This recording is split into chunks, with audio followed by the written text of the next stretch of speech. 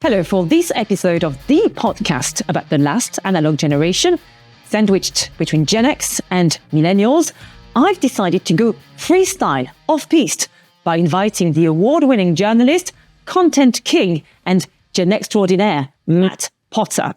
Welcome to Xennials.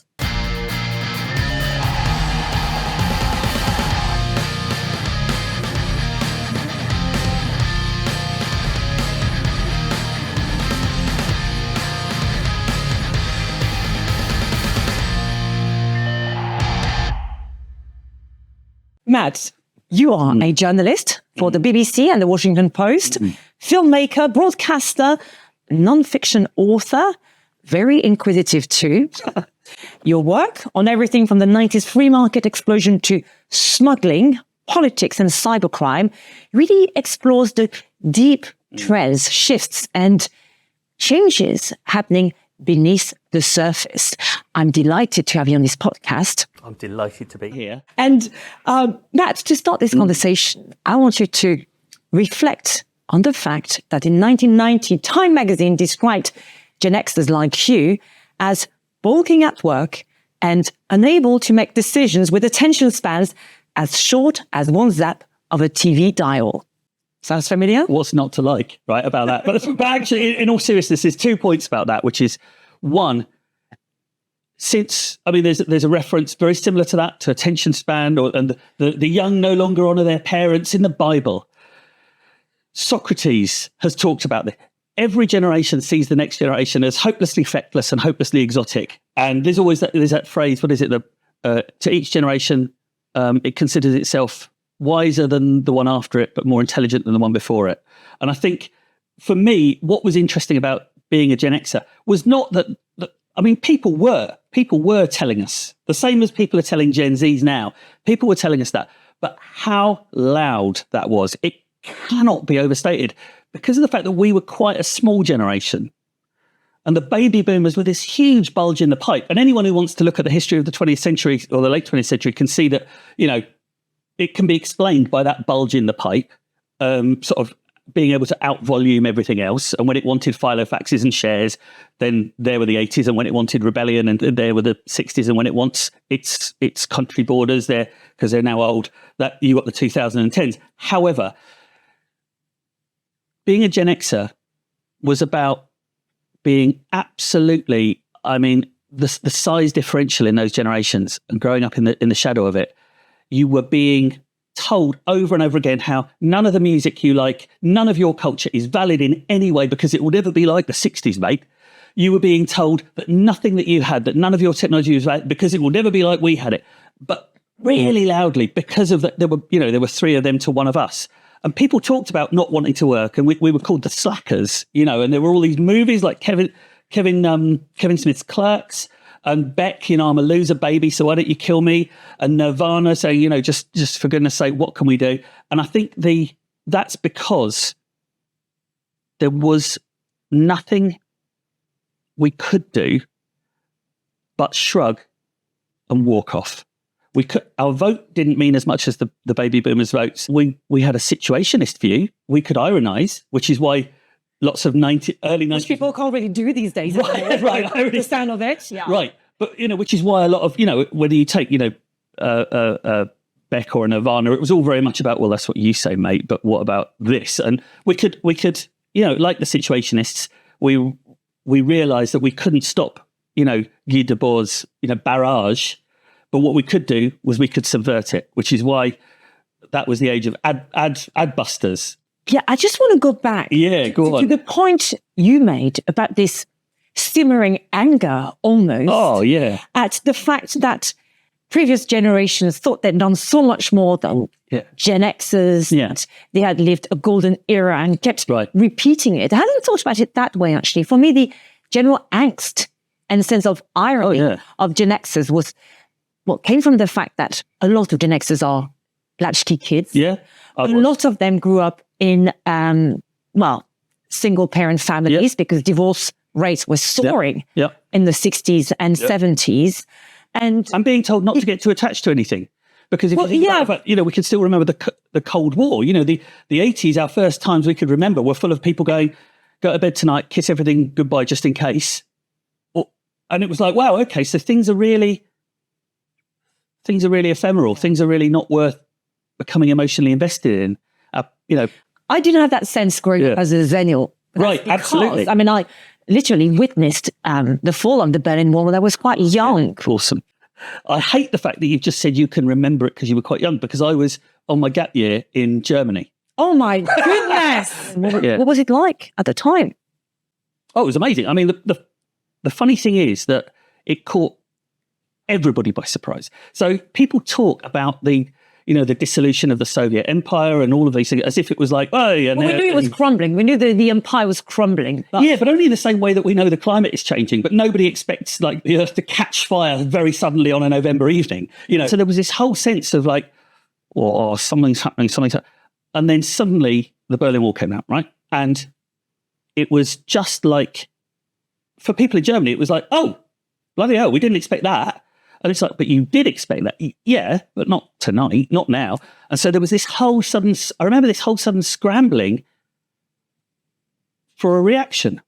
This whole feeling of history's kind of pointing at us right now, and we don't know what to do with this moment. And it caught so many people in the West off guard, just like it caught the border guards off guard. That's a very interesting point. And also the fact that I think in the late 80s, you start seeing the emergence of round-the-clock news where everything is televised and everything becomes a collective experience, because literally I think it was one of the deeply historical moments that people could actually witness the sofa. Oh, that changed everything. So the point where you got the Berlin Wall, here we are live at the Berlin Wall, and here we are live in the first Gulf War, and suddenly they were big televisual moments, and it was quite odd to see, in the sense that there were two things that you noticed.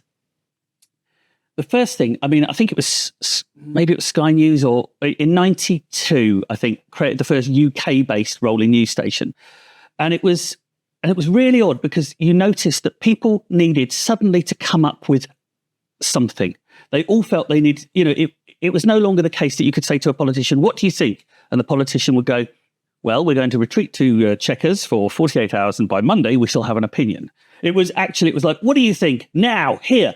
Which is why we got that was the birth, if you like, of these great kind of the rhetoric first.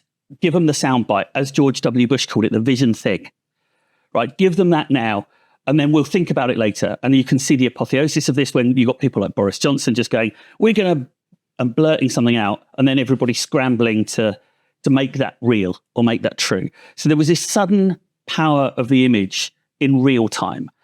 And then the other thing it did, I think, is along with that, and I want to talk about the change to Xennials, because along with that, what I could see at the same time was this sudden visibility in the world as mobile telephony, as the internet suddenly came on. And the internet, we've all seen those graphs of expansion, and by like 95, it was like, okay, now we're talking, this is an actual thing that the population's doing at large. That made people visible and made young people visible in a way that we could see as Gen Xers. And I say late Gen Xer, but we could see, oh my goodness, look at this. People like I was 5 years ago are now able to have their opinions heard unmediated. I think that's yet again an important point here. The fact that the younger generations have a voice more than previous ones. Absolutely. And I think we were the last. They use it. And I think personally, I think it's wonderful. I'm a big kind of neophyte. I've got great hope in this capacity for vocalization, that the thing that almost I had to live through, which was just the people who owned the channels got to tell you the way it was going to be, isn't the case. So you suddenly get the idea that, well, policies can be crowdsourced, or, we're good, right? And that was never the case before. And so I love that. But you're right. And I do feel like I'm one of the last kind of kings of the dark ages before everybody goes, right, well, it all starts with William the Conqueror. And I'm like, we were there too. You know, and I always feel like that last bit of invisibility before the sudden explosion. I get you. I mean, it's great to have a voice, but you need to have something to say, and that's a different matter. Anyway, moving on. I want you to tell me your thoughts on my little venture here. I'm trying to understand what creates or constitutes a micro generation, whether you think it's relevant or not. And I'm going to tell you a little story. I've got something to share here with the audience, how this whole project started. One summer, a couple of years ago, I traveled back to my small town in southern Brittany with my family, and I was, as you do, at the market, Le Marché, on a Saturday morning with husband and kids, and I bumped into an old flame. Teenage flame. Yep. And we start chatting a little bit, slightly awkward, as you can imagine. And then he starts talking about a friend who sadly ended his life. And in his group of friends, I'm not sure I'm going to keep this for this recording, but I want to share the story anyway. Do it. In his group of friends, a lot of people suffered from depression. Yeah. A lot of people suffered from breakdowns and mental health issues. I could not feel that so much in my generation or in subsequent generations. Yeah. So that's when I started to reflect on what's made Gen Xers in particular so depressed. And then I looked into statistics. Yeah. And the ONS, the organization, is it? The Office of National Statistics, sorry, says that Gen Xers are more prone to suicide, depression, substance abuse, and any other generation. And that's only the good bits. No, that's kidding. No, I don't want to be too dark here. But you're absolutely right. Clearly there's a generational There problem. absolutely is. And the funny thing is, you know, we talk about, for example, the male suicide epidemic. Yeah. What people don't talk about so much is the fact that it is specifically very much a Gen X male suicide epidemic. The wave follows that generation through. So it was teenagers when I was a teenager. It's been very, very odd. And you're absolutely right. There are things around. You know, you're going to charge me £100 an hour now for talking about this because you're becoming my therapist. But there are things around. There are things around being without currency, without value. There are things around being the latchkey kid. There are things around being closed out of a culture that is supposed to be yours. That point about Radio 1, about the youth, that's not just a frivolous point. That is the feeling that we had growing up, that all of the things children's programs, pop radio, all of these things were still very much owned by and telling you all about this golden period that was the 60s, that nothing you can ever do will ever be as good as that. So I think there's a real sense that we were formed by a group of people who were high on the fumes of their own myth. And I think, you know, the latchkey thing is part of that. I think there were people who, bless them, I understand, there was a social change afoot. Both parents were suddenly working. Great, right? Great.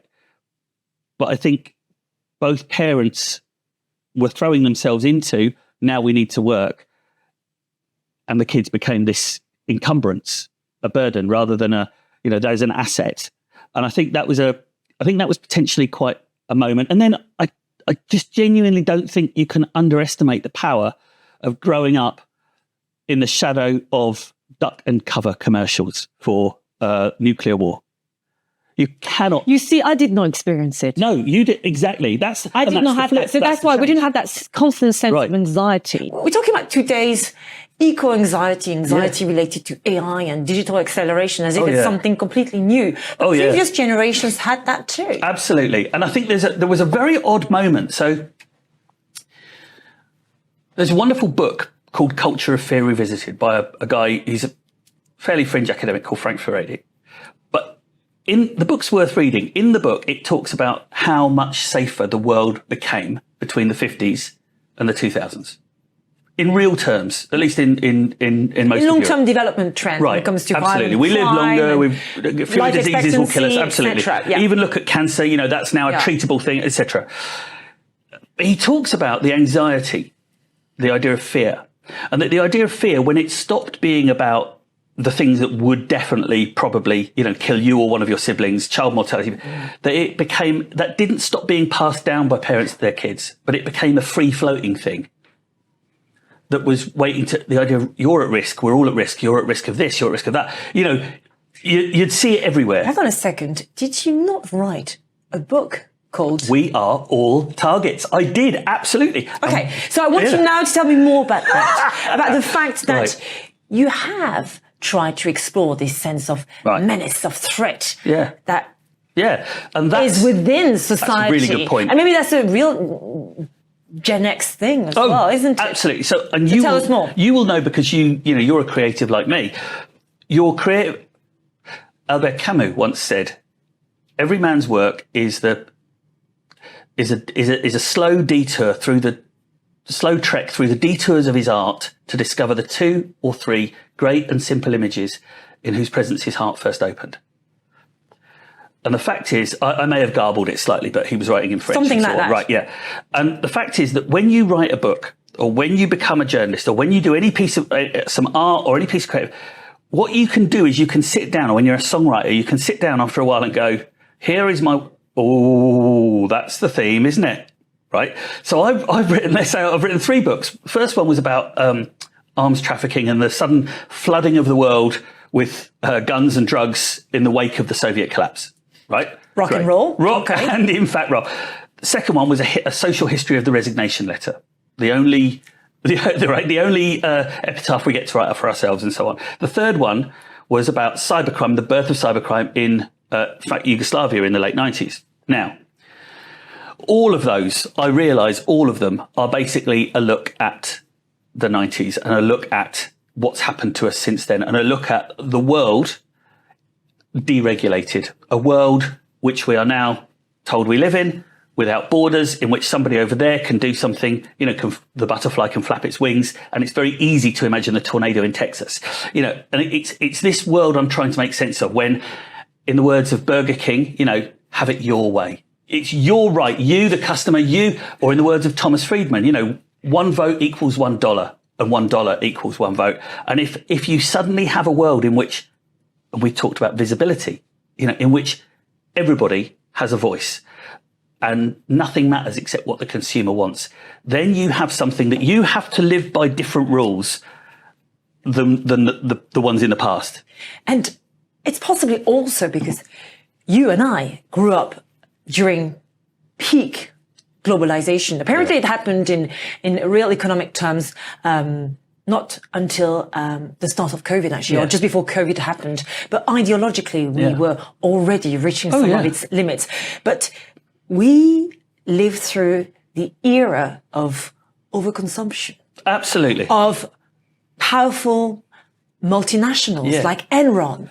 Oh, yeah. Of Burger King and fast food culture and all those commercial messages that we were constantly inundated with. And this was supposed to be, Tom Friedman of the New York Times has become a joke. It's like, the booster for globalization. Well, it's brilliant. The olive and the Lexus tree. No one's, the McDonald's theory. No country with a McDonald's has ever gone to war with another country with a McDonald's. Of course, it's not true. But we grew up in this like dystopian environment where, like I say, we're bombarded with those messages. Absolutely. And we were bombarded with that and enjoy it. Be happy. Absolutely. Be happy. Buy that to be happy. Exactly that. And that's why I think there's a lot of and if we think about kind of the Gen X Xennial changeover, and for me, I think this was one of the most exciting times, if I'm honest, as a later Gen X, was to see, it felt like suddenly seeing light flood the world, if I'm honest, because what you felt was,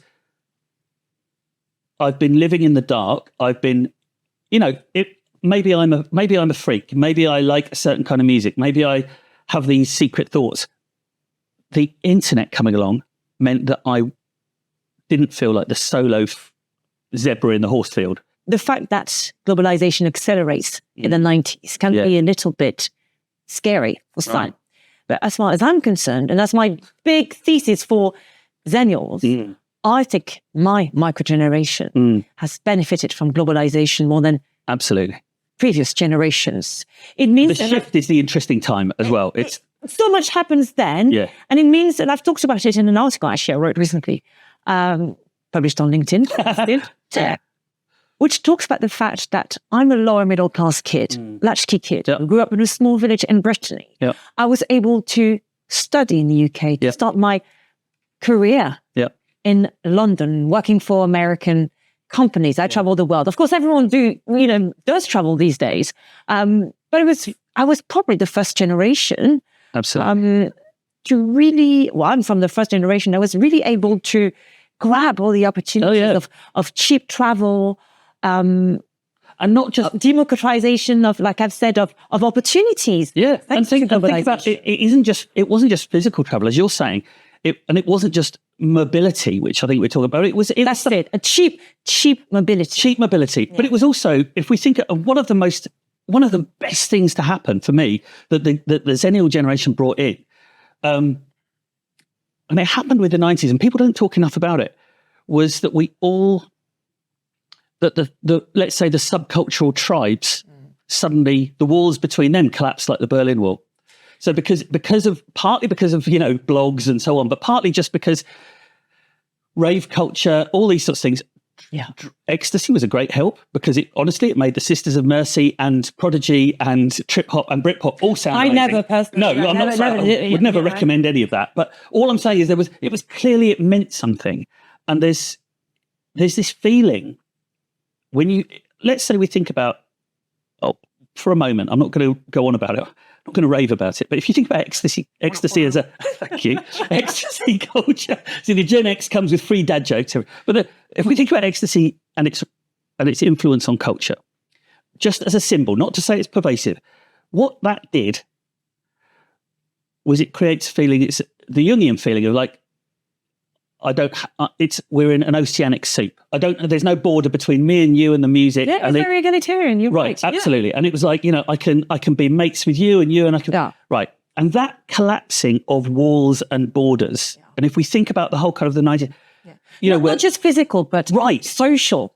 And what Blake would have called the mind-forged manacles that we wear, And so you got things like, and it did mean a lot to us at the time. You got things like, Garbage and Tricky collaborating, or, which was a grunge thing and a trip-hop thing.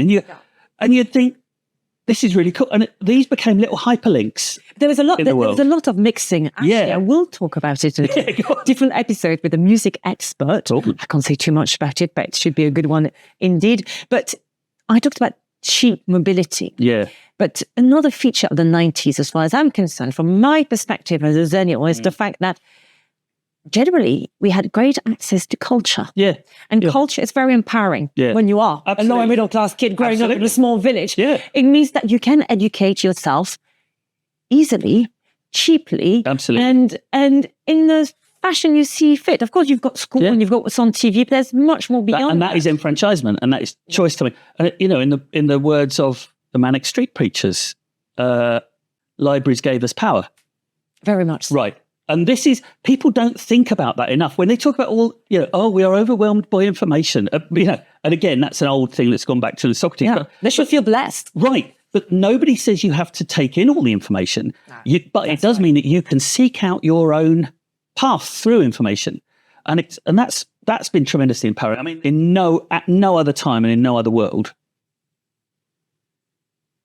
have I seen anything as exciting as what happened when the internet came online. Because before that, I'd be listening in my own lonely early teenage way to, let's say, a David Bowie album, and someone would go, that's the influence of kabuki. And I'd go, what's kabuki?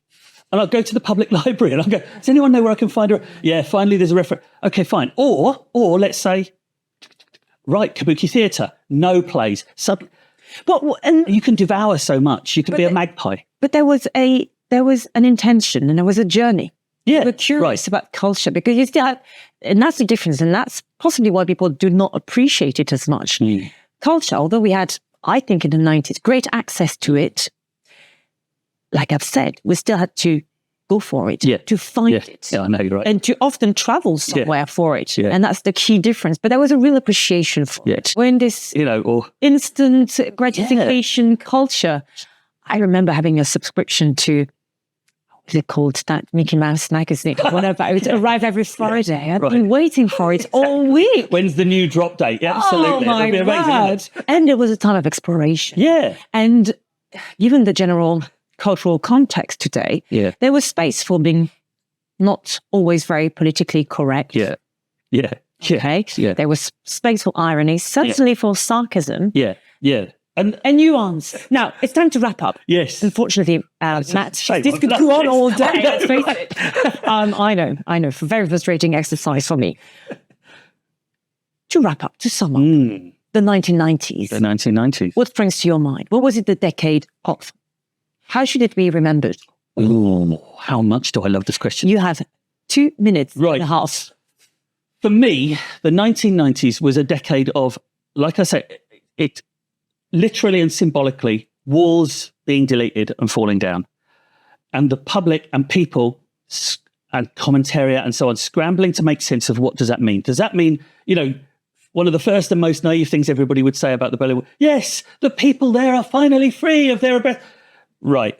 That's your very simple take on that. The more interesting take is that we're going to have a longer, more drawn out, more messy process of assimilation and comparison of ideas and culture and so on. And we're going to have to get used to that, and we're going to have to look at what's valuable in that. And I think it's been the same with the internet. There was a lot of anxiety about that, oh, brilliant, now people can do things. There are bad things on it. It's the same about social media now. And I think it was a time of great sudden exchange and the ability to see things. It was a time when people could find their tribe. And to me, that's why I loved it when, the sort of social, when the idea of the hashtag, because that was about sticking up your little flag and going, this is the thing I want to talk about. Who's with me? Who wants to talk about that as well? So this begs the question. Yeah. What was your tribe? My tribe, as you've probably worked out during this, my tribe is magpies. My tribe has always been people who take the time to engage, to look beneath the surface of what is apparently going on and go, cool, what's really important here? And kind of to just remain interested in it all and to make out of it the tomorrow that we all deserve. Matt Potter, the inquisitive Gen Xer. Same tribe here, indeed, same tribe. Okay, Matt, are you ready for the Xennial quiz? I am. I'm as ready as I'll ever be. All right, bring it on.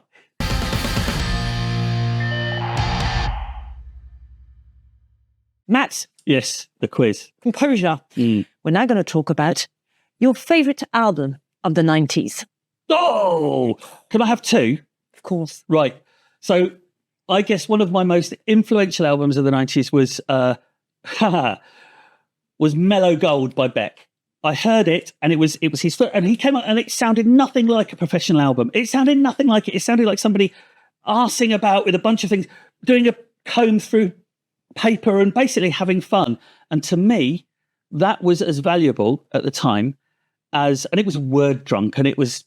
I was going to say. Yes, go on. Chaotic but witty. Chaotic. Thank you. There was some real value in somebody almost like opening up the cupboard and going, see, it's all held together with string here. Yeah, anyone can do this. It was a very punky moment. So I thought that was really cool. And again, there was hip hop in there, there was folk, there was rock, there was all sorts of things. And the other one I'd say was, and this is an odd one, I used to love Trans Global Underground in the 90s and their albums that came out. So they were sort of like this global collective of, there'd always be a place called the Whirligig on Hammersmith High Street, where it was like kind of global beat, a bit of world music and masses of rave. Masses and masses of rave. And so rave was very freeing to all of us, I think. It was to me. The fact that you could, it just didn't matter. You could be one of the cool kids or not one of the cool kids, but in your combats and trainers and T-shirt, you were absolutely in this oceanic, wonderful soup. So those are the two albums. Remember Asian Dub Foundation? Oh, I love Asian Dub Foundation. Yeah. The second album reminded me of this. Absolutely. Nice. Okay, tell me about your favourite film of the 90s. Oh, so can I tell you, there's one story about my least favourite film of the 90s, which I will tell you before. Okay, so I went to see, so the 90s were quite weird because suddenly we had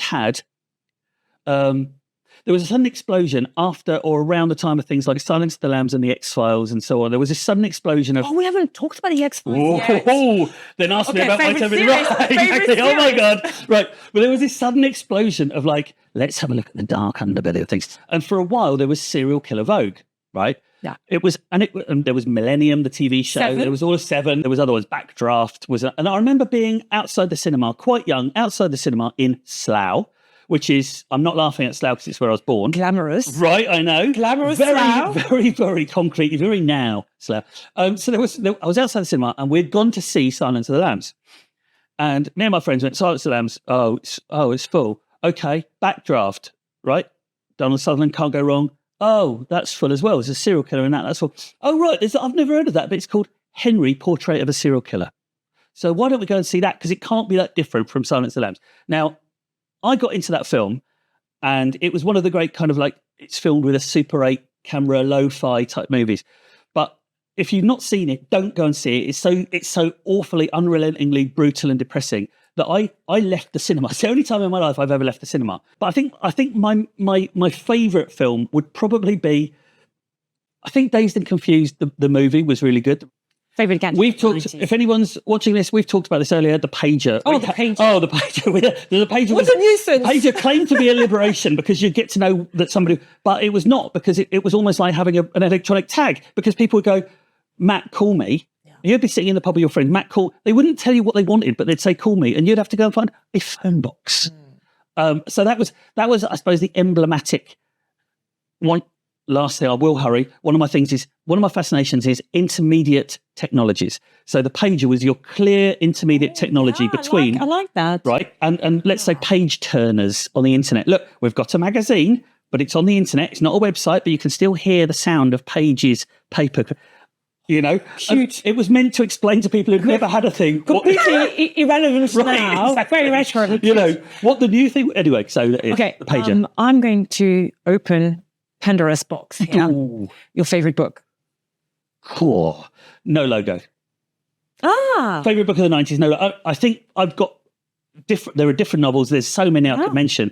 But I think if we're talking about the 90s, then No Logo was absolutely this moment of great distillation of the thing that we all were thinking, which is the more people get onto, you know, the more the corporates want to take over. Of course, it's the first time coffee shops have been seen in Britain, proper coffee shops, the Seattle Coffee Co., which birthed, Starbucks and stuff. And the more these, again, this moment where people were going, hi kids, I too am a trendy kid. You know, the more you realise that's actually not trendy, the more people are branding this downtown location. It was a similar kind of book in France that became very successful. It was 99 Francs by Frederick Becbédé. It was a reflection on the world of advertising and marketing. One word to describe the decade, the 1990s. Sample-tastic. Oh, okay. A mix. Yeah, You know. we could all patchwork our own identity. Absolutely. Right? DIY culture. Absolutely. Make it your own. Yeah, lo-fi DIY, just do it. The world is yours. Exactly. Matt Potter, thank you very much. Thank you for having me. It's been a real pleasure. Indeed.